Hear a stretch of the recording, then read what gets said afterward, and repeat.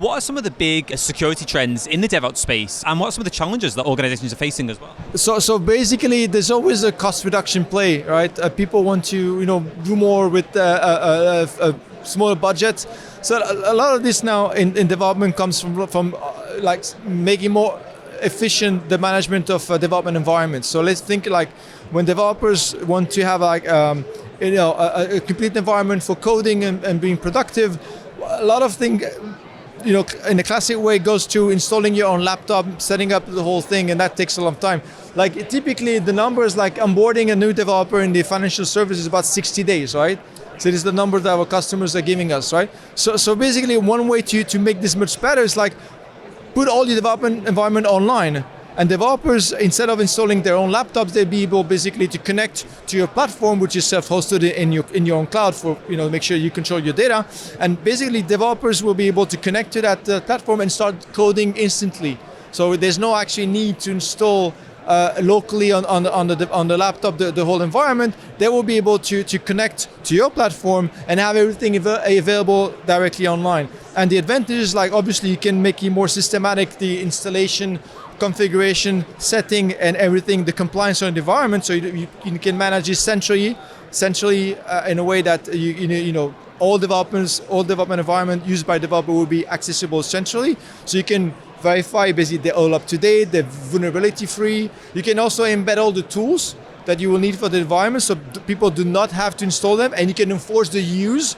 A lot of things, for instance, like some customers telling us that they want developers to use this tool for DevSecOps, but like basically unless the developers install it and it's a very a way to verify that thing was set up correctly, it's difficult sometimes to enforce, especially for remote developers, like developers that are like in a nearshore or offshore setting. It's difficult basically to enforce all those things. So basically in that thing you can set up all the environments and everything is you can verify that everything is set up correctly. So this is really the trend that we're riding on, and we basically selling this platform to development shops. Like you could be also financial services, insurances, industrial sector, and making sure that basically they have a way to manage it centrally and also securely. Because from a professional standpoint, if people are using remote desktop or Citrix VDI to protect against that exfiltration, that will do it. Basically, the platform will do it, and at the same time, you will be aligned with all development needs. So you have all the tools for development, you have all the the templates that you need to set up your environments and everything, in addition to the security. So that's what we do. Yeah, that's really interesting. And obviously, Strong Network seems to solve many of the challenges that comes with development. You've got doing more with less. Yeah. The security vulnerabilities, misconfiguration. What we do is a very good question, because basically we don't replace all these tools. Basically, we are like an integrator.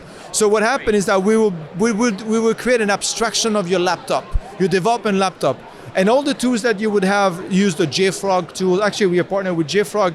Any tool that you use for DevSecOps, any pipeline, CI/CD pipeline you use, will be actually seamlessly integrated in your platform. So basically, we're a template, and we connect all these tools together. What we replace is an abstraction of your laptop. So we replace basically the local operating system but all the ID that you used before, all these things will be actually set up directly there. So it's a good point. We don't replace all these tools but actually we like a hub that will make all this all systematic. So basically, think of it.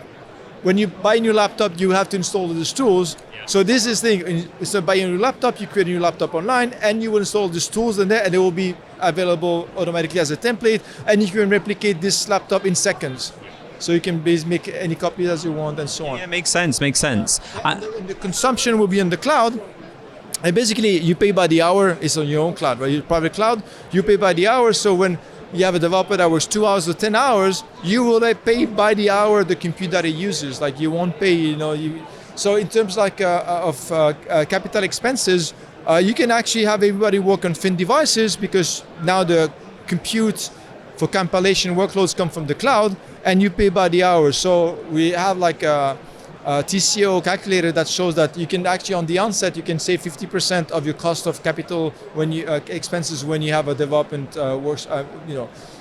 development team, as opposed to buying very expensive laptops and have all this compute that is not used for good sake. Basically, you can have thin devices and use the compute from the cloud.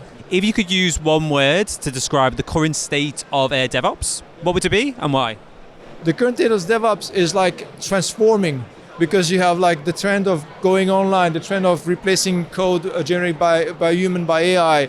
I think you gotta get ready for a lot of transformations, right? But I think one sure thing is that people want to become more efficient. So I think what's going to disappear is all this hardware that we've been dependent on for a long time, and we're getting models that are more efficient, also more sustainable, right? Because what's the footprint of buying all this expensive laptop and giving it to studio developers, right? They're just toys, right? At the end of the day, right? So I think the fact that everything is moving online, it's actually a good thing, because if you look at the end of the day, there's this concept called green IT, which is really realized by this type of setting, right? Because you don't need to depend on expensive machine. You have thin devices, you connect to this cloud, and this cloud is highly optimized, right, for being efficient and much more efficient than having all this, this hardware going around. Yeah.